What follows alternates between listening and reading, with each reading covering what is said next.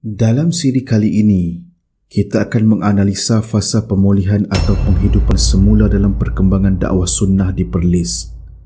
Jika anda terlepas dengan siri perkembangan dakwah sunnah di Perlis yang lepas, jangan lupa untuk menonton siri tersebut melalui playlist kami. Fasa pemulihan dan penghidupan semula atau Recovery and Revival Period sekitar tahun 1980-an. Dengan meninggalnya tiga mat yang banyak meninggalkan jasa dalam perkembangan dakwah sunnah di Perlis, muncul pula tokoh-tokoh baru yang memperjuangkan dakwah sunnah melalui badan bukan kerajaan ataupun NGO yang dipanggil Al-Islah Perlis. Al-Islah ini diterajui oleh Tuan Haji Ismail bin Haji Mahmud atau dikenali sebagai Syekh Nur Al-Surur di Perlis. Syekh Nur berasal dari Hadramaut dan merupakan seorang guru dan juga pernah berkhidmat sebagai hakim mahkamah di Mekah selama 8 tahun sebelum datang ke Malaysia.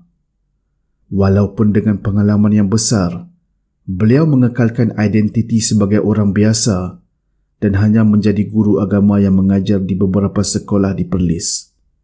Namun, setelah ikon-ikon dan nama-nama besar dengan dakwah sunnah di Perlis meninggal dunia, beliau memainkan peranan penting dan menjadi rujukan bagi pengikut-pengikut gerakan dakwah sunnah di Perlis. Syekh Nur bersama dengan Abu Bakar Mahmud dan Haji Abdullah Ali telah menubuhkan Al-Islah Perlis pada 18 Mac 1971. Murid-murid Syekh Nur seperti Ustaz Abdul Razak bin Abdul Rahman, Datuk Wan Ahmad Wan Abdullah, Haji Abdul Rashid Jasin, Ahmad Yusuf Amin ataupun juga dikenali sebagai Mad Libya dan lain-lain memainkan peranan penting dalam usaha untuk membantu memartabatkan dakwah sunnah di Perlis. Al-Islah juga berjaya menarik mufti Perlis sebelum ini iaitu Abdul Rahman Haji Ismail menyertai mereka. Abdul Rahman Haji Ismail kemudiannya menjadi imam di Masjid Alwi sebagai antara usahanya bagi mengekalkan amalan sunnah yang diamalkan di masjid tersebut. Selain itu, kerajaan negeri juga sedikit sebanyak menyumbang kepada usaha islah ini. Menteri Besar Perlis ketika itu, iaitu Datuk Ali Haji Ahmad, menjadi sebahagian dari kepimpinan Al-Islah dan seringkali hadir ke Al-Islah untuk menguatkan hubungan di antara kerajaan negeri dan Al-Islah Perlis. Istana juga memberikan pengiktirafan di atas usaha Al-Islah ini dan seringkali merasmikan acara rasmi yang diadakan Al-Islah. Contohnya seperti merasmikan ijtimak sunnah yang pertama pada tahun 1986 dan yang kedua pada tahun 1988. Raja Said Sirajuddin juga mempertahankan penguatkuasa agama di Perlis dengan pendekatan yang diambil kerana seringkali ia dianggap kontroversi oleh mereka yang berada di luar Perlis.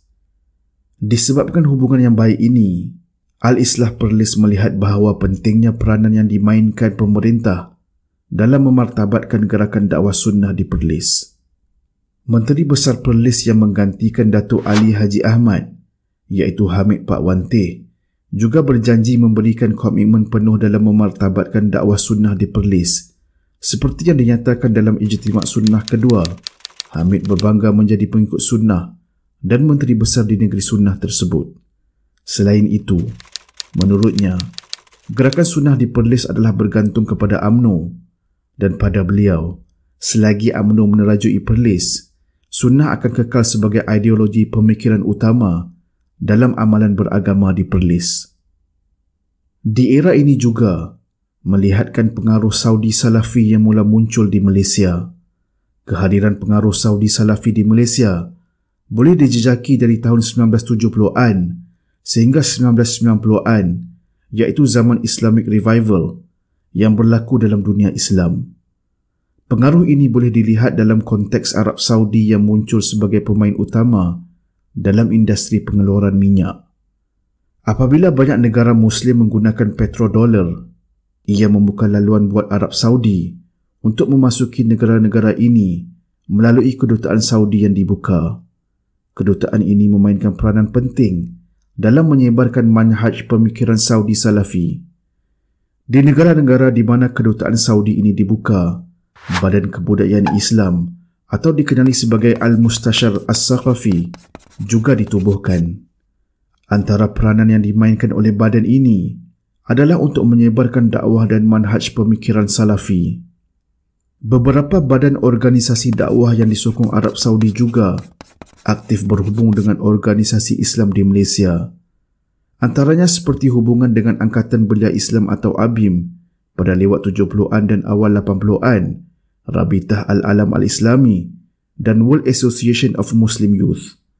Selain itu, fungsi Badan Islam dan Kebudayaan ini juga adalah mereka menjadi rujukan kepada pelajar yang ingin menyambung pelajaran tinggi mereka ke universiti di Arab Saudi seperti di Qura ataupun Universiti Islam Madinah.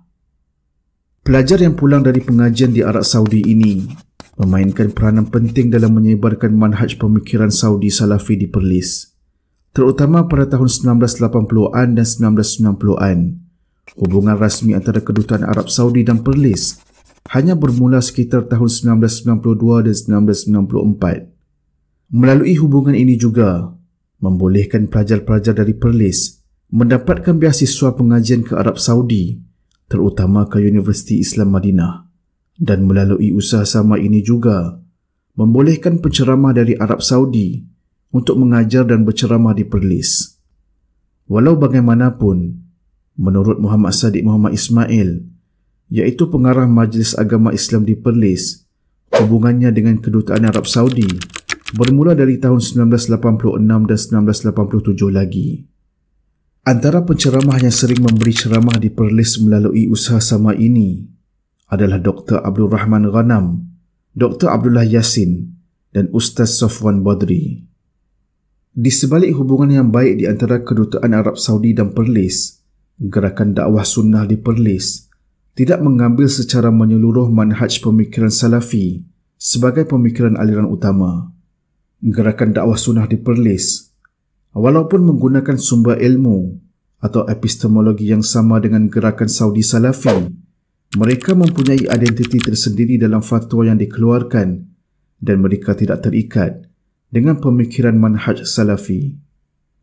Hal ini juga menyebabkan ramai graduan muda yang tamat pengajian dari universiti di Arab Saudi, iaitu selepas tahun 2000, melihat akan gerakan sunnah di Perlis tidak mengambil manhaj salafi secara menyeluruh, dan ini menyebabkan mereka mencari serta mendapatkan pengaruh serta pengikut yang tersendiri.